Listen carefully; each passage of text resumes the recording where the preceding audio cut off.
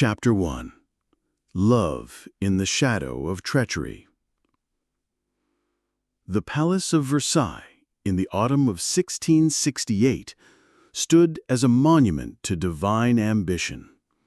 Its golden walls shimmered under the flickering glow of 1,000 candles, each flame a silent witness to the grandeur and secrecy that defined the court of Louis XIV, the Sun King. The sprawling gardens, manicured to perfection, stretched into the horizon, their symmetry a testament to the king's unyielding control over nature and man alike. Yet, beneath the opulence of mirrored halls and silk-draped chambers, a darker pulse throbbed, a labyrinth of whispered conspiracies, forbidden desires, and treacherous alliances. Versailles was not merely a palace, it was a battlefield where love and power waged a silent war. Louis XIV, the Sun King, stood at the center of this glittering world. At 30, he was the embodiment of majesty, tall, regal, with piercing dark eyes that could command loyalty or instill fear with a single glance.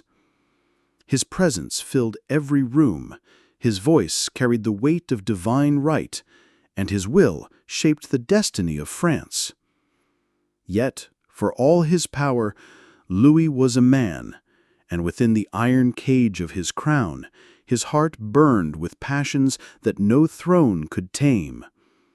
His secret love for Louise de la Vallière, a woman of quiet beauty and unassuming grace, was a flame he could neither extinguish nor reveal to the world. In a hidden chamber deep within the palace, far from the prying eyes of courtiers and the pomp of the grand apartments, Louis stood before a tall window, the moonlight casting silver threads across his velvet doublet. The room was small, its walls adorned with tapestries depicting pastoral scenes, a stark contrast to the gilded splendor of the public halls. A single candelabrum flickered on a table, its light dancing across the face of Louise de la Vallière, who stood before him, her hands clasped nervously before her simple gown of pale blue silk. Louise was no courtly siren. Her golden hair, loosely tied, framed a face of delicate beauty, soft, almost fragile, with eyes that held a depth of sincerity that was rare in Versailles. She was not born to the intrigues of the court. Her family, though noble, lacked the wealth and influence of the great houses. Yet it was her purity, her lack of artifice that had ensnared the king's heart. In a world of calculated smiles and veiled daggers, Louise was an anomaly. A woman who loved him not for his crown, but for the man beneath it. "Louise," Louis said, his voice low and resonant, like the echo of a distant storm.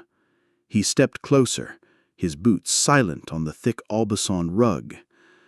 "You tremble. What troubles you?" Louise's eyes flickered to the floor, then back to his face. Her voice, when she spoke, was barely above a whisper, yet it carried the weight of her fear. "Sire, I feel them, the eyes in the shadows. The court watches us. They whisper of us, of what we are to each other. I fear what they might do with such knowledge." Louis's jaw tightened, his hand reaching out to grasp hers. Her fingers were cold, trembling like the leaves outside in the autumn wind. "Let them whisper," he said, his tone laced with defiance. "I am their king. No one dares challenge me." But even as he spoke, doubt gnawed at him. Versailles was a hive of ambition, where every smile hid a motive, every word a potential betrayal. The nobles who bowed before him in the daylight schemed in the dark, their loyalty as fleeting as the candlelight. Louis knew the dangers of his position. His father's reign had been plagued by rebellion, and his own youth had been shadowed by the Fronde, a civil war that nearly toppled the monarchy. He had built Versailles to bind the nobility to him, to dazzle them with splendor and keep them under his watchful eye. Yet even here, in his own palace, he could not escape the specter of conspiracy. Louise stepped closer, her breath catching as she looked up at him. "You are my king, Louis, but you are also my heart. I fear not for myself, but for you. They will use me to wound you." Her words struck deeper than she knew.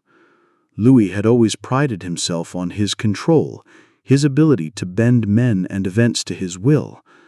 But Louise was his weakness, a secret he guarded fiercely.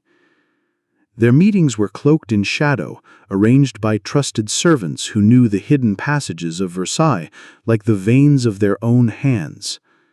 Every stolen moment with her was a rebellion against the rigid protocol of his life, a defiance of the expectations that bound him to his queen, Maria Theresa, and to the court that watched his every move. He drew her into his arms, the scent of her rosewater perfume mingling with the waxen aroma of the candles. "No one will harm you, Louise," he murmured, his lips brushing her forehead. But the moment was shattered by a sharp knock at the door.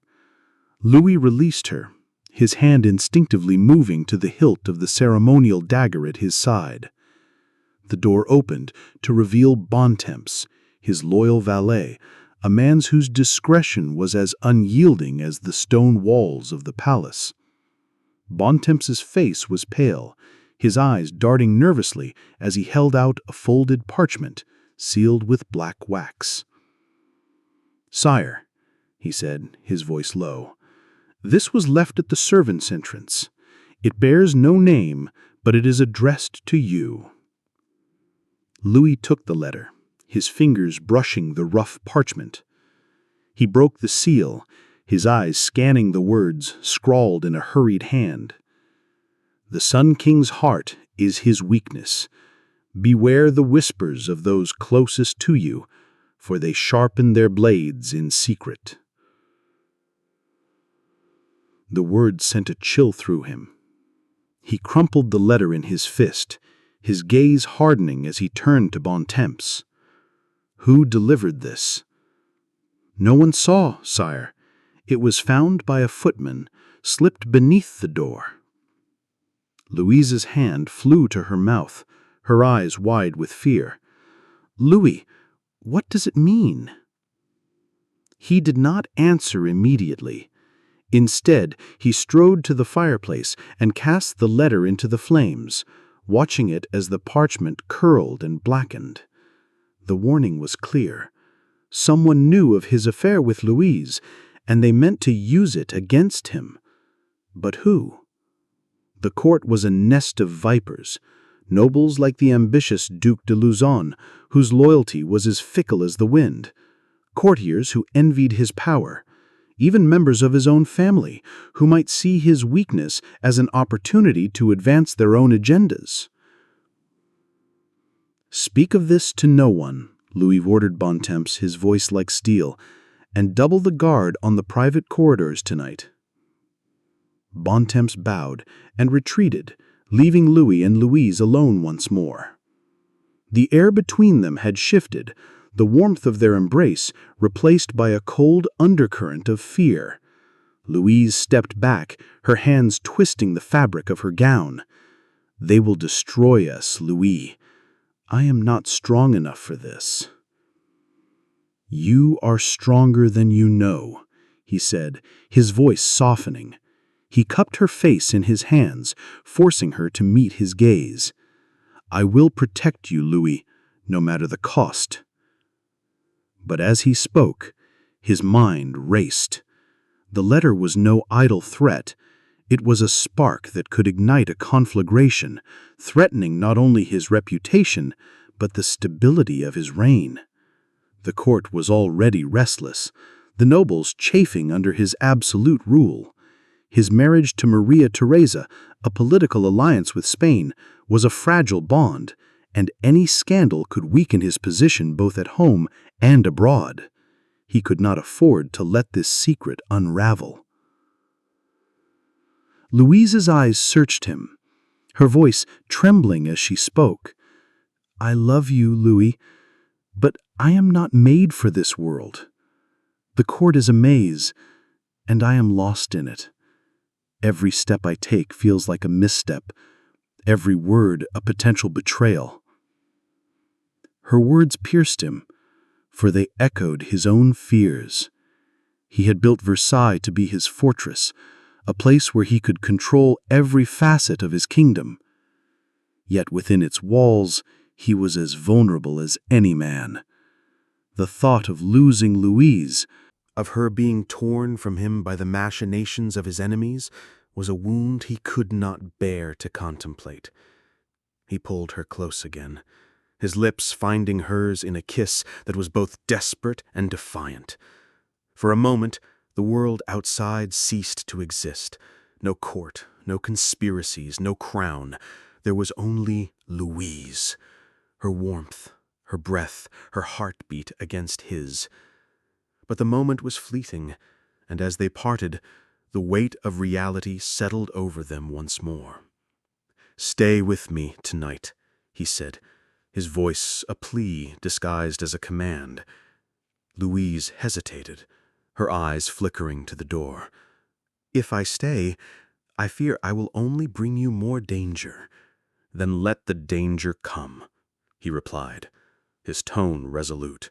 "I am the Sun King, and I will burn away any who dare stand against me." But as he spoke, the shadows seemed to close in around them, the candlelight flickering as if in warning. Somewhere in the palace, a plot was taking shape, its threads woven by unseen hands. The Duc de Lauzun, with his sly smiles and whispered promises, was already gathering allies, men and women who saw Louis's love for Louise as a crack in his armor. In the salons and antechambers, rumors were spreading, each one a spark that could ignite a scandal. And beyond the palace walls, a darker force was stirring. A woman whose ambition would soon cast a shadow over Versailles. A woman named Madame de Montespan. As Louis and Louise stood together in the flickering light, they were unaware of the storm gathering around them. The letter was only the beginning, a warning shot in a war that would test the limits of love, loyalty, and power. In the heart of Versailles, where every whisper was a weapon, the Sun King's greatest battle was about to begin. Chapter 2. The Flame Ambition. The Hall of Mirrors, the beating heart of Versailles, was a spectacle of light and power. Its towering windows spilled moonlight across the polished parquet, while hundreds of candles, nestled in gilded chandeliers, cast a glow that danced upon the mirrored walls. The air was thick with the scent of perfume, wax, and ambition, as courtiers in their silks and velvets swirled through the grand ball, their laughter a fragile mask for the intrigues that simmered beneath the surface. It was here, in the autumn of 1668, that the Sun King's court became a stage for a new player, one whose beauty and cunning would ignite a fire that threatened to consume all who stood in her path. Louis XIV stood at the far end of the hall, his presence commanding as ever. His doublet of deep blue, embroidered with golden fleur-de-lis, shimmered in the candlelight, and his dark eyes surveyed the room with the vigilance of a hawk. To the court, he was the Sun King, untouchable, divine, but beneath his regal facade, the weight of the anonymous letter from the previous night lingered like a shadow. Its words, "The Sun King's heart is his weakness," echoed in his mind, a warning that his love for Louise de la Vallière was no longer a secret. Someone in this glittering throng knew it, and they were sharpening their blades in the dark. Louise stood in a quiet corner of the hall, her pale blue gown blending into the shadows. Her eyes, usually so bright with devotion, were clouded with unease. The whispers of the court had grown louder, their barbs sharper. She felt their gazes upon her not with admiration, but with calculation, as if she were a pawn in a game she barely understood. Her love for Louis, once a private sanctuary, now felt like a noose tightening around her neck. She clutched the folds of her gown, her heart racing as she scanned the room for the king, seeking the reassurance of his presence. But Louis's attention was elsewhere. Across the hall, a woman moved through the crowd like a flame through dry grass. Madame de Montespan, Athenaeus to those who dared speak her name with familiarity, was a vision of dangerous beauty. Her raven hair cascaded in curls, catching the light like polished obsidian, and her scarlet gown clung to her curves, a bold contrast to the muted pastels of the other ladies. Her smile was a weapon, sharp and deliberate, and her eyes held a spark of ambition that could set empires ablaze. She was no mere courtier. She was a force, a woman who knew the power of her beauty and wielded it with the precision of a master swordsman. As the musicians struck up a lively gavotte, Athenaeus glided toward Louis, her movements graceful yet predatory. The crowd parted before her, sensing the electricity in her wake. She curtsied deeply, her eyes never leaving his, a silent challenge wrapped in deference. "Sire," she said, her voice a velvet caress, "the court is radiant tonight, but it pales beside your majesty." Louis's lips curved into a smile, his gaze lingering on her. "Madame de Montespan, you have a way of making even Versailles seem dim," he replied, his tone carrying a warmth that sent a ripple of murmurs through the nearby courtiers. Athenaeus's laughter was like the chime of crystal, bright and calculated, and she extended a gloved hand, inviting him to join her in the dance. Louise watched from her corner, her heart sinking as Louis took Athenaeus's hand and led her to the center of the hall. The music swelled, and the pair moved with effortless grace, their steps a perfect harmony of power and allure. To the court, it was a mere dance, a moment of royal favor. But to Louise, it was a betrayal, a crack in the fragile world she and Louis had built in secret. She felt the weight of every stare, the whispers that followed her like a swarm of bees. The king tires of his meek mistress. A new star rises in Versailles. Athenaeus knew the effect she had. As she spun in Louis's arms, her laughter rang out, drawing every eye. She leaned closer, her breath warm against his ear.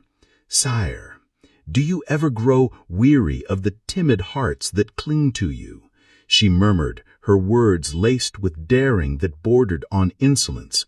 "A king deserves a fire to match his own." Louis's eyes darkened, a spark of intrigue flickering within them. "And you, Athenais, think yourself that fire?" he asked, his voice low, a challenge of his own. Her smile widened, sharp as a blade. "I am whatever your majesty desires me to be." The dance ended, but the tension between them lingered, a current that crackled in the air. As Louis escorted Athenais back to the edge of the floor, he caught sight of Louise, her pale face a stark contrast to the vibrant chaos of the hall. For a moment, guilt pierced him, but it was fleeting, drowned by the allure of Athenais's boldness. He bowed to her and returned to his duties, leaving the two women to their silent war. Later that night, in a secluded alcove hidden behind a tapestry, Athenais met with a figure cloaked in shadow. The man's face was obscured, but his voice was smooth, laced with the cadence of a seasoned schemer. "You played your part well tonight, madame," he said, sliding a small vial into her hand. The liquid within gleamed faintly, a potion whispered to bind arts and bend wills. "This will ensure the king's devotion. Use it wisely." Her fingers closed around the vial, her lips curling into a smile. "You underestimate me, monsieur. I need no potions to claim what is mine, but I will keep it for insurance." She tucked the vial into the folds of her gown, her mind already spinning with plans. The court was a chessboard, and she intended to be its queen. The man's eyes glinted in the dim light. "Be cautious, Athenais. The king's heart is not the only prize. There are those who would see you fall before you rise." She laughed softly, a sound that carried both confidence and menace. "Let them try. I am no Louise de la Valliere to shrink from a fight." Meanwhile, Louise slipped through the palace's hidden corridors, her heart heavy with the memory of Louis's eyes on Athenais. She had heard the rumors, whispers of Montespan's ambition, of her meetings with unsavory figures in the shadows of Paris. But it was not just Athenais that troubled her. The anonymous letter Louis had received weighed on her mind, its words a constant echo. "Beware the whispers of those closest to you." She feared not only for her own safety, but for Louis's security, knowing that their love was a weapon in the hands of his enemies. She reached the small chamber where they had met the previous night, hoping to find him there. But the room was empty, the candles unlit, the air cold. As she turned to leave, a rustle behind the tapestry made her freeze. "Who's there?" she called, her voice trembling. A figure emerged, not Louis, but the Duc de Lauzun, his sharp features illuminated by the moonlight streaming through the window. His smile was all charm, but his eyes were cold, calculating. "Madame de la Valliere, you look troubled. Has the king abandoned you so soon?" Her breath caught, her hands clenching into fists. "What do you want, monsieur?" Lauzun stepped closer, his presence invasive. "I want what we all want, power. And you, my dear, are a key to it.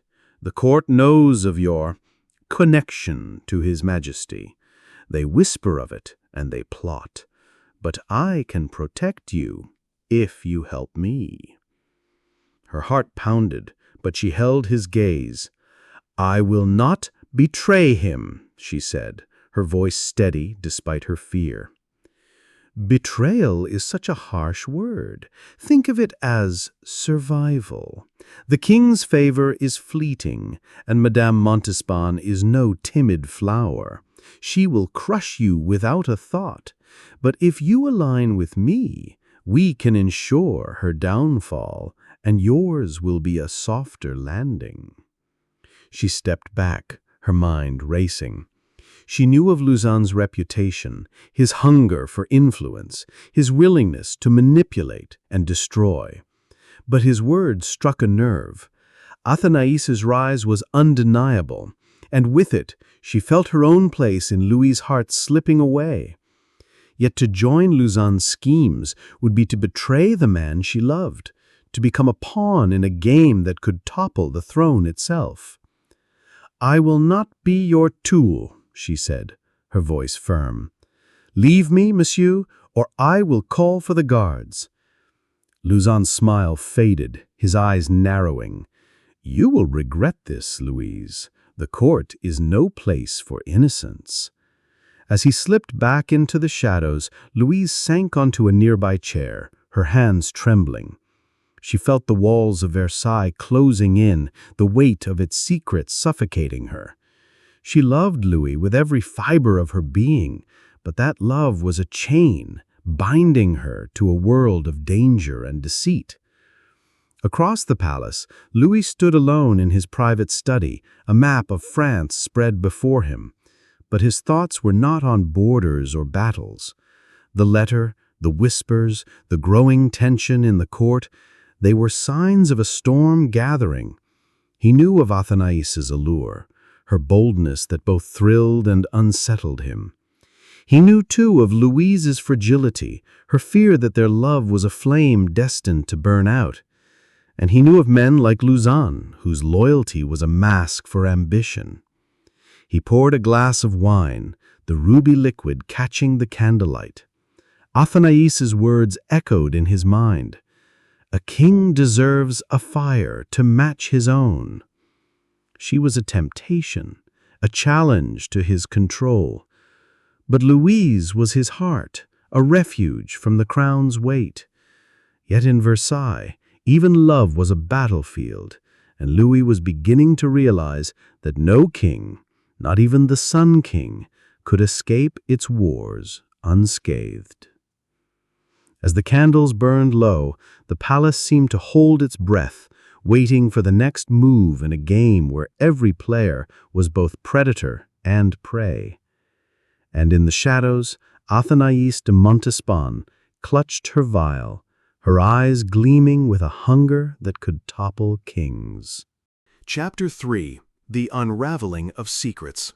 The Palace of Versailles, in the waning days of 1668, was a crucible of light and shadow. By day, it dazzled with the splendor of the Sun King's court, its mirrored halls reflecting the opulence of a kingdom at its zenith. By night, it became a labyrinth of secrets, where whispers slithered through the corridors like serpents, and every glance carried the weight of a hidden agenda. The anonymous letter that had shaken Louis XIV and Louise de la Vallière had been only the first tremor of a storm now breaking over the palace. A new letter, more damning than the last, had found its way to the hands of Queen Maria Theresa, and its words threatened to ignite a scandal that could fracture the very foundations of the monarchy. Louis stood in the war room, a chamber adorned with tapestries depicting his victories, but his mind was far from conquest. The fire in the hearth cast flickering shadows across his face, highlighting the tension in his jaw. Before him, on a polished mahogany table, lay the latest missive, a single sheet of parchment, its ink stark against the cream. The words were seared into his memory. The Sun King's heart is ensnared by a sorceress. Madame de Montespan weaves spells to bind him, defying God and crown. Her sins will be her downfall, and yours.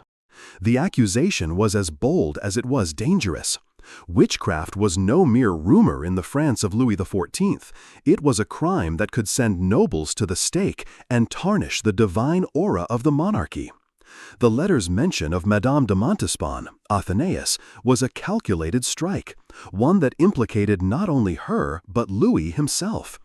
If the court, or worse, the church, believed these claims, the consequences could be catastrophic. Louis's grip tightened on the arm of his chair, his knuckles whitening. He was the Sun King, master of France, yet he felt the walls of his own palace closing in. The door opened, and Bontemps, his trusted valet, entered with a bow. His face was grim, his eyes darting to the letter. "Sire, the Queen requests your presence in her apartments. She is distressed." Louis nodded, his expression unreadable. "And the court? What do they say?" Bontemps hesitated, choosing his words with care. "The whispers grow louder, sire. They speak of Madame de Montespan, of potions and rituals. Some claim to have seen her with a man of ill repute, a sorcerer from Paris. The nobles are restless, and the clergy murmur of sacrilege." Louis's eyes narrowed. "And Mademoiselle de la Vallière?"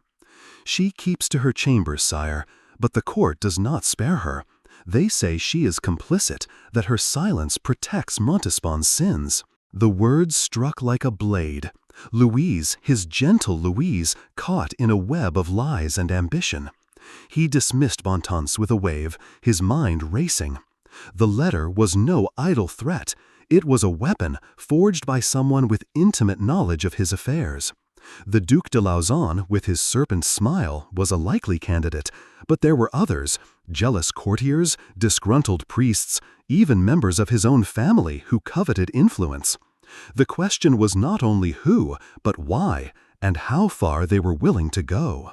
In the Queen's apartments, Maria Theresa sat by a window, her hands folded tightly in her lap.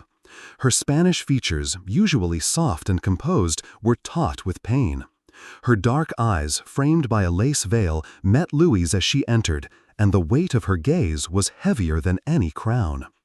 "Is it true?" she asked, her voice steady but laced with anguish. "Do you consort with a woman who defies God?" Louis knelt before her, a rare gesture of humility.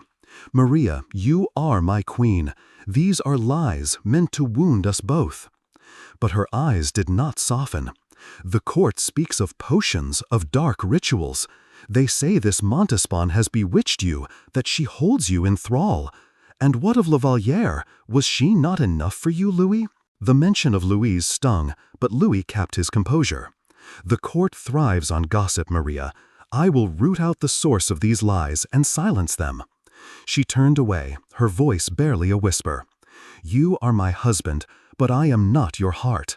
I have borne your children, your dynasty. Do not let these women bring shame upon us all." Louis rose, his heart heavy but his resolve unbroken. He would protect his queen, his throne, and his lovers, but the path was fraught with peril. As he left her chambers, he knew the time for secrecy was over. The court was a battlefield, and he would need all his cunning to navigate it. Meanwhile, in a dimly lit chamber on the palace's fringes, Madame de Montespan stood before a gilded mirror, her reflection a vision of defiance. The scarlet gown from the ball had been replaced by a simpler dress of black velvet, but her beauty was no less potent. She held the mysterious vial from her shadowy ally, its contents glinting in the candlelight. The accusations of witchcraft were a dangerous escalation, one she had not anticipated. She had sought to bind Louis's heart, yes, but through charm and wit, not the dark arts. The potion was a precaution, a whisper of power she had not yet used.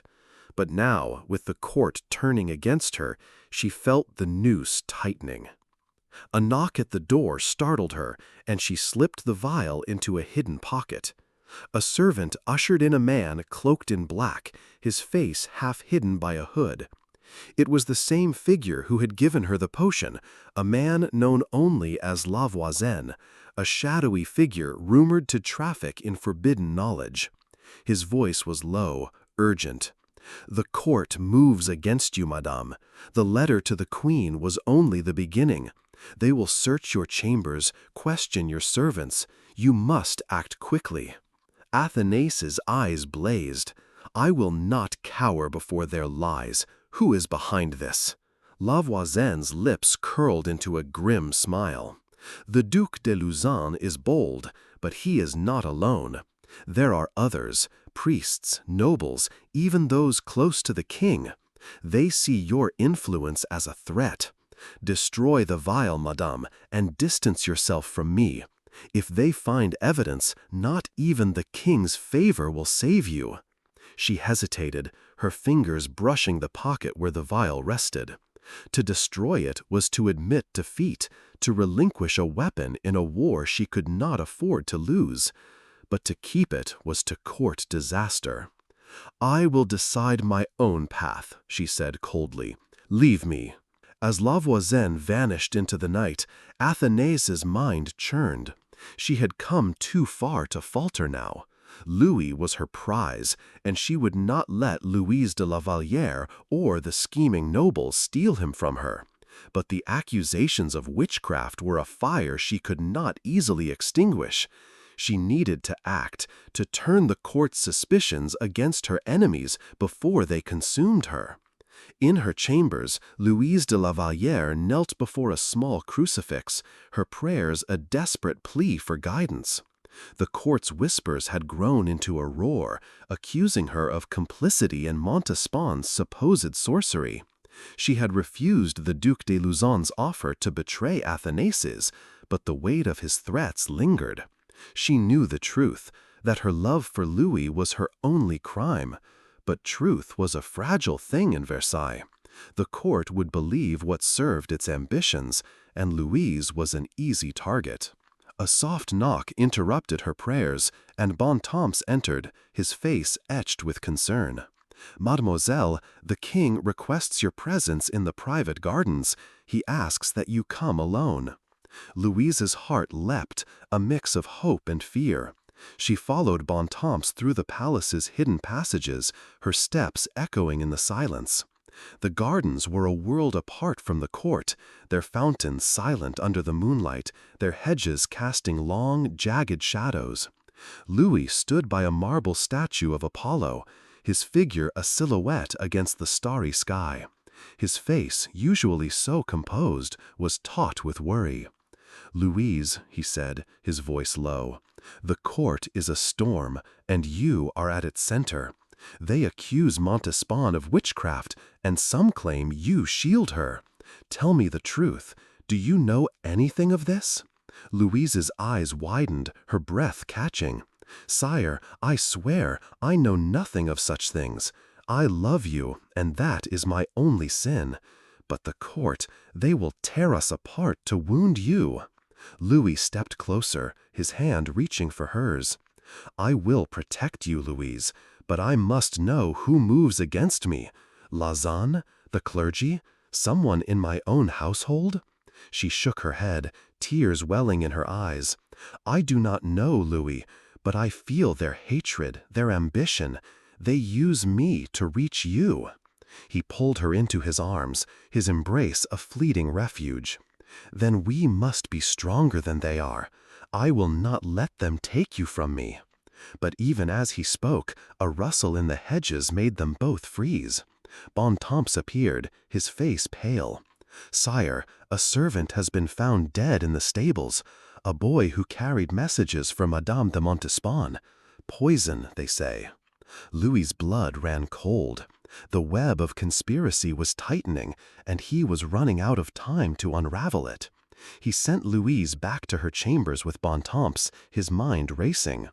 The accusations against Athanasius, the death of the servant, the letters, all were pieces of a puzzle that threatened his reign. He needed answers, and he needed them now. The next morning, Louis summoned his council, his face a mask of regal authority.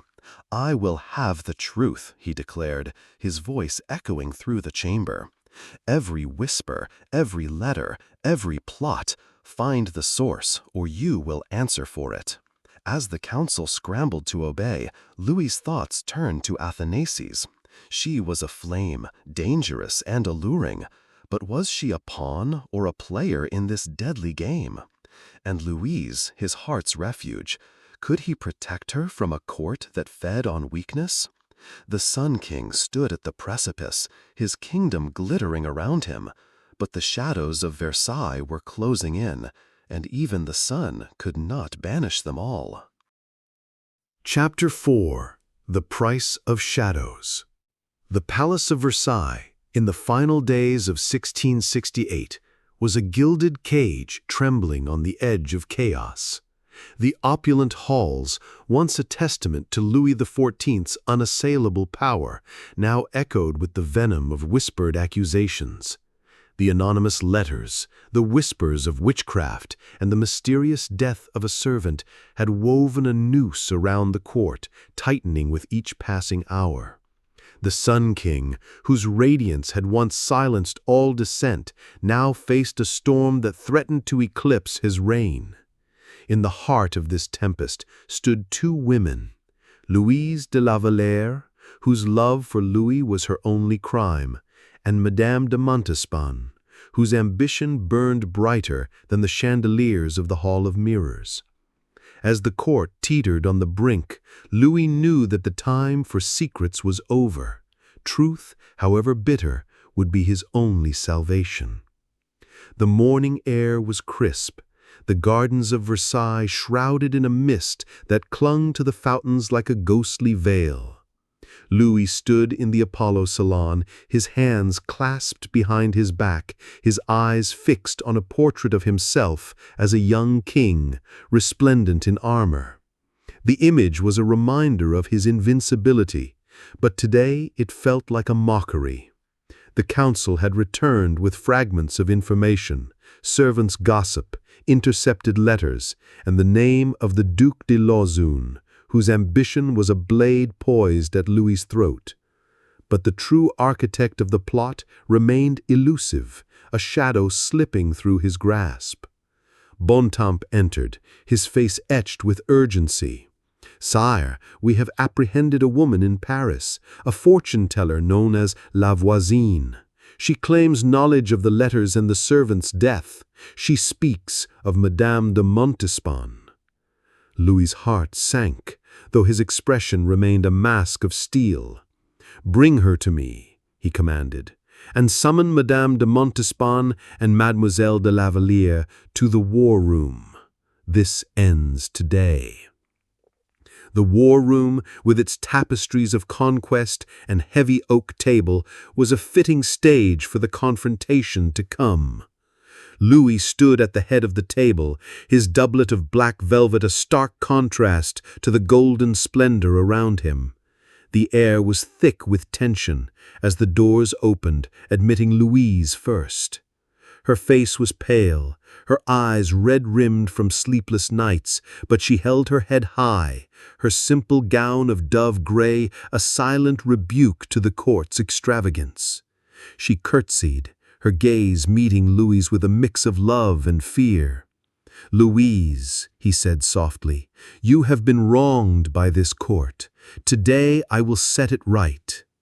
Before she could respond, the doors opened again, and Madame de Montespan swept in, her presence a blaze of defiance. Her emerald gown shimmered, her dark hair adorned with pearls, but her eyes betrayed a flicker of unease. She curtsied with practiced grace, her smile a calculated weapon. "Sire, I am at your service," she said, her voice smooth but edged with caution. Louis did not return her smile. "And we shall see, Athénaïs," he replied, his tone cold as the marble beneath their feet. The final figure to enter was La Voisine, flanked by 2 guards. Her appearance was a stark contrast to the court's extravagance, her cloak tattered, her face weathered by years of secrecy. Yet her eyes gleamed with a cunning that matched any noble's. She bowed stiffly, her gaze darting between Louis and Athénaïs. "Speak," Louis commanded, his voice cutting through the silence. "You claim knowledge of the plots against my court. Tell me everything, or your life is forfeit." La Voisine's lips curled into a grim smile. "Sire, I am but a humble woman serving those who seek my arts. Madame de Montespan came to me seeking a potion to bind a heart. I gave her what she asked, but I swear I had no hand in the letters or the boy's death." Athénaïs' face flushed with fury, her composure cracking. "Lies," she spat, stepping forward. "I sought only perfumes, nothing more. This woman seeks to save herself by slandering me." Louis's eyes narrowed, his gaze shifting to Athénaïs. "And the vial, madame? The one you keep hidden in your chambers?" The room fell silent, the air heavy with accusation. Athénaïs froze, her hand instinctively brushing the fold of her gown where the vial had once been hidden. She had destroyed it the previous night, fearing its discovery, but the king's words struck like a blow. "Sire, I swear I have done nothing to harm you," she said, her voice trembling but defiant. Louise, silent until now, stepped forward, her voice soft but resolute. "Sire, I know nothing of potions or witchcraft, but I know the court's cruelty. They use us, Madame de Montespan, myself, to wound you. The letters, the accusations, they are not about us, they are about your throne." Louis's gaze softened as he looked at Louise, her words echoing his own fears. But before he could respond, La Voisine spoke again, her voice low and venomous. "The Duc de Lauzun paid me to spread whispers of witchcraft, sire. He sought to weaken you, to turn the court and the queen against your favorites. The servant's death was his doing, a warning to silence those who knew too much." The name of Lauzun hung in the air like a thunderclap. Louis's fists clenched, his mind racing with betrayal and love. Louise's loyalty was unshakable, but her fragility worried him. Athenaeus's ambition was a double-edged sword, capable of both serving and destroying him. And Lauzun, if La Voisine spoke true, his treachery would demand a price. Hours later, the guards returned, dragging a defiant Duc de Lauzun into the war room. His fine doublet was disheveled, his face flushed with indignation, but his eyes betrayed a flicker of fear. In the guards' hands were a bundle of letters, their seals broken, their contents damning. They detailed a plot to discredit Louis's favorites, to sow discord between the king and queen, and to weaken the monarchy's divine aura with accusations of witchcraft. Lauzun's name was scrawled across every page, his ambition laid bare. "You dared betray me?" Louis thundered, rising to his full height. "You who swore loyalty, who dined at my table?" Lauzun's bravado faltered, but he held his ground. "Sire, I sought only to protect the crown from those who weaken it. Your attachments endanger France. The court sees it, the queen sees it. I acted for your sake." Louis's laugh was cold, cutting. "For my sake? You acted for your own ambition, Lauzun. You thought to play me like a pawn." He turned to the guards. "Take him to the Bastille. Let him contemplate his loyalty in chains." As Louise was dragged away, protesting his innocence, Louis felt no triumph. The court was a hydra. Cut off one head, and another would grow. The accusations against Athenaeus, though unproven, would linger, poisoning the air. And Louise, his heart's refuge, was breaking under the weight of Versailles' cruelty. That evening, Louis visited Louise in her chambers. She sat by a window, her face illuminated by the soft glow of a single candle. "Sire," she whispered, rising to curtsy, "is it over?" Louis took her hands, his touch gentle. "Lauzun will pay for his treachery, but the court will not rest. They will find new ways to wound us." Louise's eyes filled with tears. "Then let me go, Louis. I cannot live in this cage where every word is a knife. I love you, but I am not strong enough for this." His heart ached at her words, but he knew she spoke the truth. "If you wish to leave, I will not stop you," he said, his voice breaking. "But know that you take a piece of me with you." She nodded, her decision made.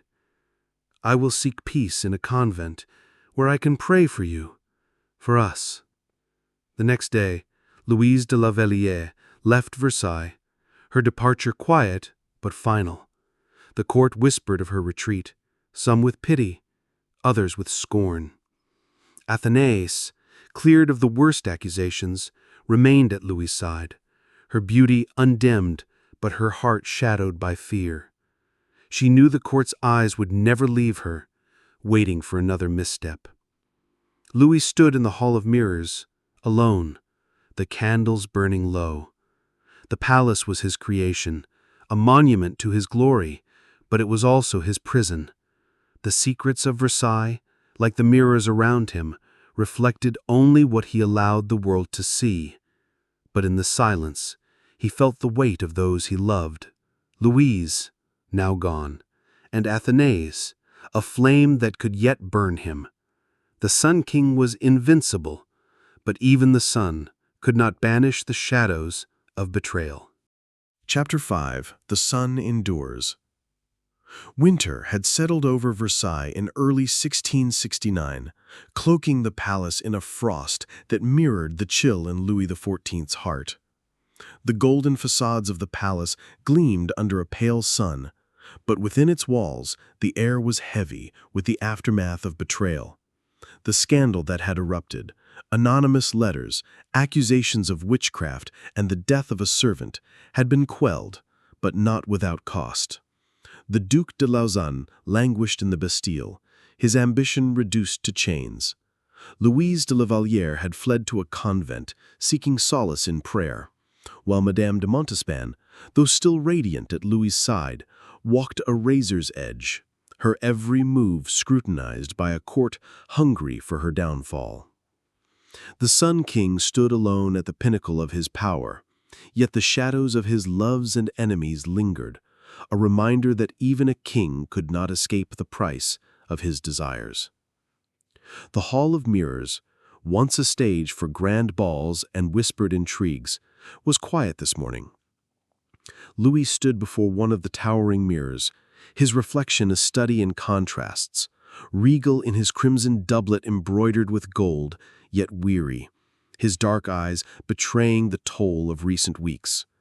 The court had been tamed, the conspirators silenced, but the victory felt hollow. Louise, his heart's refuge, was gone, her absence a wound that no amount of power could heal. Athanase, his fiery muse, remained, but her ambition was a flame that could warm or burn. And beyond the palace walls, France watched, its nobles and clergy waiting for any sign of weakness in their divine king. Bontemps, ever faithful, approached with a bow, his face etched with the strain of his duties. "Sire, the court awaits your presence in the Apollo Salon. The ambassadors from Spain and the Holy Roman Empire have arrived, and the clergy demand assurances after the recent disturbances." Louis nodded, his jaw tightening. The accusations of witchcraft against Athanase had stirred the church, their murmurs of sacrilege a threat to the divine aura he had cultivated. The foreign ambassadors, too, would be watching, eager to exploit any crack in France's armor. "Let them wait," he said, his voice steady but cold. "First, I wish to see Madame de Montespan." Bontemps hesitated, a rare flicker of unease crossing his face. "Sire, she is in her apartments, but the court whispers of her still. They say she has not abandoned her connections in Paris." Louis's eyes darkened, but he waved Bontemps away. "I will judge her myself. Send for her." As Bontemps departed, Louis turned back to the mirror, his reflection a reminder of the man he was expected to be, the Sun King, unyielding, untouchable. But the man within was haunted by choices, by the love he had lost and the love he could not fully trust. He had crushed Lauzun's plot, but the court was a hydra, its heads ever regrowing. The whispers would never cease, and he could not afford to falter.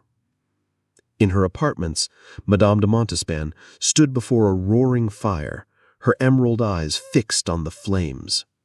The accusations of witchcraft had been dismissed, her name cleared by Louis's decree, but the court's gaze was unrelenting. She had destroyed the vial from Le Voisin, severing ties with the shadowy figure, but the stain of suspicion lingered. Her beauty, once her greatest weapon, now felt like a target painted on her back. But she would not yield. Versailles was a battlefield, and Athanase de Montespan was a warrior. When Bontemps announced the king's summons, she adjusted her gown, a daring creation of sapphire silk that clung to her like a second skin, and steeled herself. She knew Louis's trust was fragile, strained by the scandal and Louise's departure.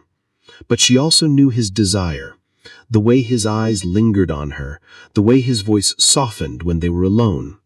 She would use that desire, mold it into power, and secure her place at his side. In the Apollo Salon, Louis waited, his presence filling the room like sunlight. When Athénaïs entered, her curtsy was a masterpiece of grace, her smile a calculated blend of warmth and defiance. "Sire," she said, her voice smooth as velvet, "you honor me with your summons." Louis studied her, his gaze piercing. "The court speaks of you, Athénaïs. They say you still consort with shadows, that your ambition blinds you to the dangers you court. Speak plainly. Have you betrayed my trust?" Her heart raced, but she met his eyes without flinching. "Sire, I have sought only to love you, to be the fire that matches your own. The whispers are lies, spun by those who envy my place. I destroyed the vial, severed all ties with those who would harm you. I am yours, body and soul." Louis stepped closer, his hand brushing her cheek, his touch both tender and probing. "Your soul, Athénaïs, is a labyrinth. I see its beauty, but I know its dangers.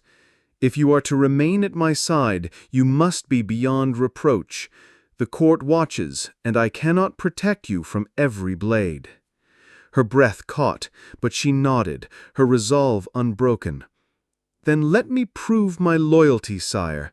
Let me be your shield, your ally. Together we can burn away the shadows." Louis's lips curved into a faint smile, but his eyes remained guarded. "We shall see, Athénaïs. For now, stay close. The court will test us both."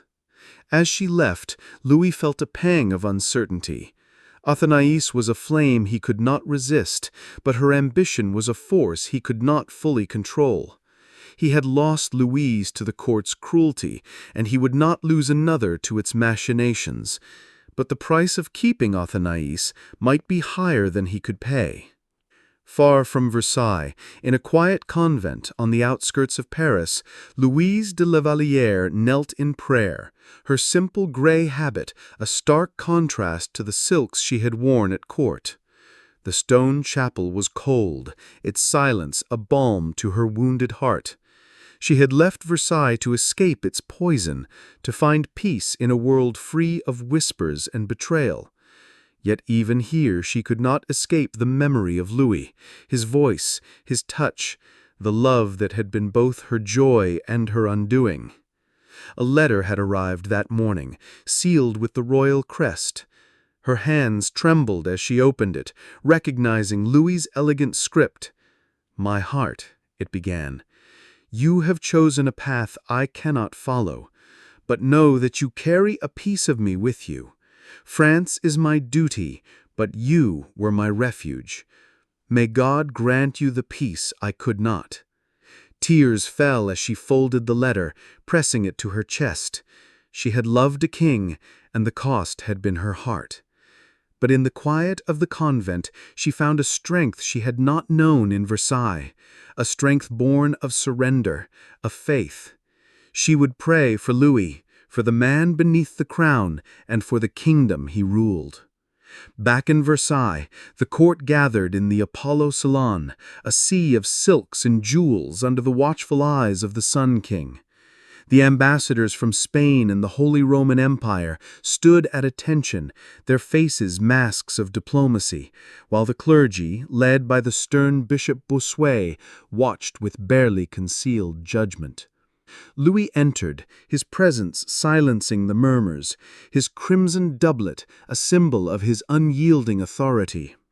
"My lords, my guests," he began, his voice resonating through the room. "France is the light of Europe, and I am its sun. Let no man doubt my resolve or my divine right.